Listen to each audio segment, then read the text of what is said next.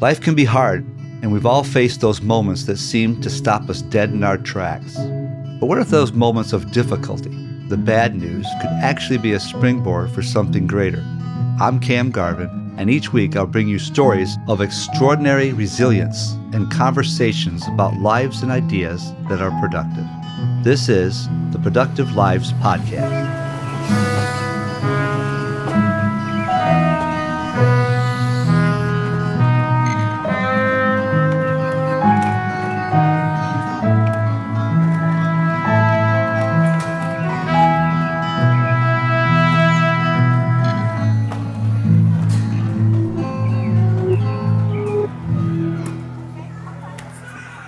Well, welcome back.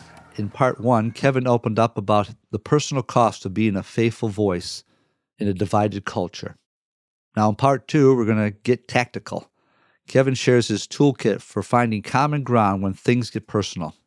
We also laugh about the Eagles factor, how sports fans mimics our tribal politics. Finally, Kevin challenges us to ditch our political filters and look at our neighbors through the lens of Jesus. That may be a difference too, Kevin, with the blog. I guess you get some replies there, but the Facebook seems like boom, boom, boom, boom, boom, boom, boom, which you may not even have time, any of us, to think thoroughly through it. And so sometimes the social media is not the best, but a blog where you can write it all up, someone writes back to you. I'm not sure. And of course, the best is, even that we're having a conversation electronically, but the best is, hey, let's just get out, let's go together and talk. And I've had people, what do you mean by that? Explain that a little bit more to me. And then I'm like, oh, that's where they're coming from.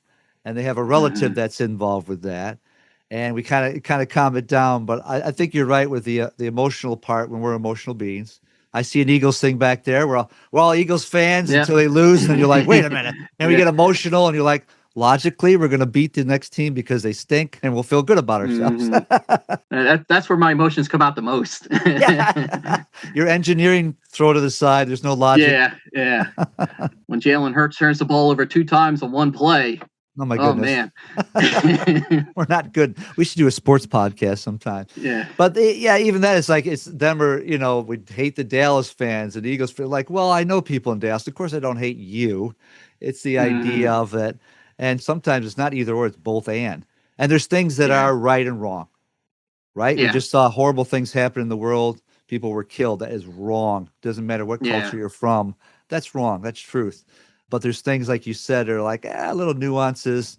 And even the politicians or people we disagree with, I think we can go, you know what? I don't like that part, but I do agree with this part. But it's almost like, you got to do everything for this one guy or this lady, or you're not a true fan. You're like, well, no, I don't like all the Eagles, but I like the Eagles. Yeah.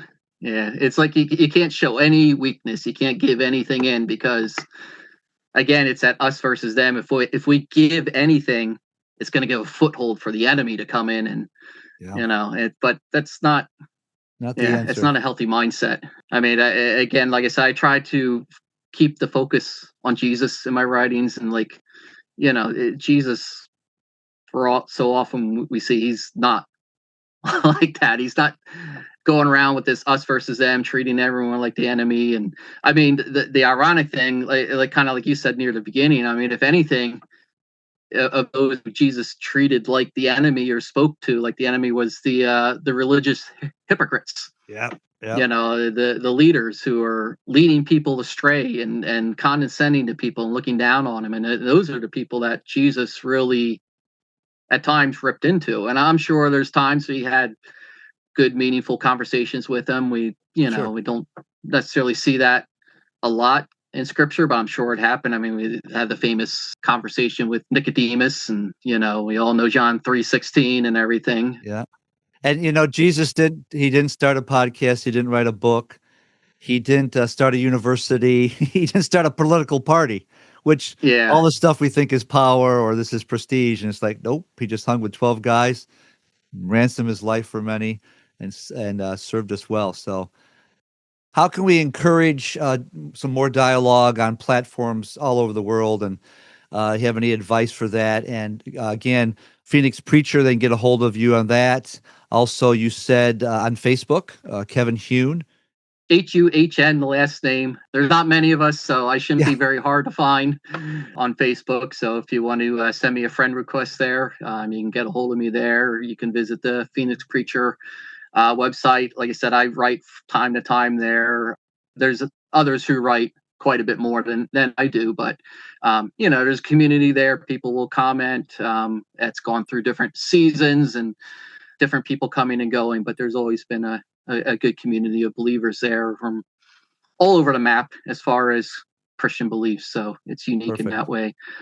As far as encouraging people in their own interaction, whether it's online or a personal conversation or anything, I mean, I always keep wanting to draw it back to Jesus and the popular bracelets from years ago. What would Jesus do? Yeah, And true. I think in a lot of ways we've gotten away from that in the way we look at other people and speak to other people and treat them. And we allow other factors of politics and the culture and keeping up a good reputation for the church. We can't let anyone know that anything bad happened. We end up hurting ourselves more, and we hurt the people who were harmed or abused, and it just all ends up worse that way. But there's so many of those concerns, and we get away from Jesus's heart of love and compassion and service, and he's so much emphasis put on looking out for the poor and the disadvantaged, the immigrant, and all that. And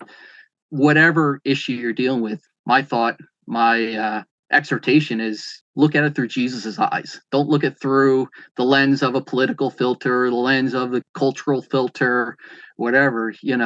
How would Jesus see this person? How would Jesus see this situation? And how would he react to it? Obviously, none of us are perfect in doing that. I write and I try to keep the focus there, but I have my own sins and weaknesses and everything, and I don't always handle every conversation, every writing right. But that's my desire, to keep things focused through Jesus first before anything else. Excellent. Thank you, Kevin, for your time. I think there's more conversations to have, but just having healthy conversations with people we disagree with. And if we're going to disagree, let it be on Jesus, and then they can argue with Jesus. Yeah. So thank you for coming today. I really appreciate it. And Sure. everybody else, thanks for listening, and we'll see you next time. If we're going to disagree, let it be on Jesus. When we stop looking through a political filter and start looking through compassion, our lives become truly significant. Find Kevin's work at the Phoenix Preacher. Thanks for listening, and go out today and see someone through the eyes of Jesus. Thank you for listening to the Productive Lives podcast. You can expect new episodes every Monday, and if you like the show, please subscribe and leave a review wherever you get your podcasts. This helps others like you find the show. The Productive Lives podcast is supported by Productive Lives, where our mission is people serving people, and our vision is to motivate people to improve their lives and the lives of others through servant living and leadership. If you want to live a productive life and help improve the lives of others, visit our website for more information, productivelives.org. The Productive Lives podcast is produced by Studio D Podcast Production and hosted by me, Cam Garvin. I'll see you next week for more stories of resilience and conversations about lives and ideas that are productive.